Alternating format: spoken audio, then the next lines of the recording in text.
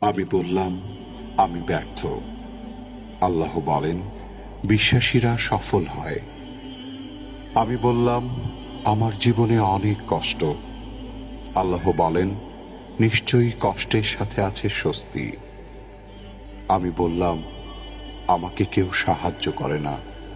আল্লাহ বলেন, মুমিনদের সাহায্য করা আমার দায়িত্ব। আমি বললাম, আমি দেখতে খুবই কুৎসিত। আল্লাহ বলেন, আমি মানুষকে সৃষ্টি করেছি সুন্দরতম আকৃতিতে। আমি বললাম, আমার সাথে কেউ নেই। আল্লাহ বলেন, ভয় করো না, আমি মুমিনদের সাথে আছি।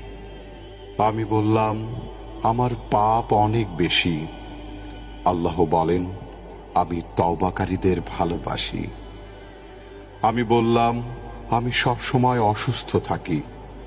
আল্লাহ বলেন, আমি কোরআনকে রোগের নিরাময় হিসাবে পাঠিয়েছি। আমি বললাম, এই দুনিয়া আমার ভালো লাগে না। আল্লাহ বলেন, তোমার জন্য পরকাল, ইহকাল অপেক্ষা শ্রেয়।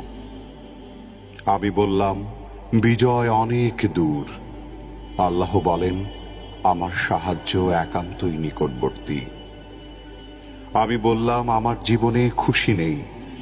আল্লাহ বলেন, শীঘ্রই তোমার রব তোমাকে এত দেবেন যে তুমি খুশি হয়ে যাবে। আমি বললাম, আমি সব সময় হতাশ। আল্লাহ বলেন, আর তোমরা নিরাশ হও না এবং দুঃখ করো না। আমি বললাম, আমার কোনো পরিকল্পনা সফল হচ্ছে না। আল্লাহ বলেন, আল্লাহ সর্বোত্তম পরিকল্পনাকারী। আমি বললাম, আমার কেউ নেই। আল্লাহ বলেন, যে ব্যক্তি আল্লাহর উপর ভরসা করে তার জন্য আল্লাহই যথেষ্ট।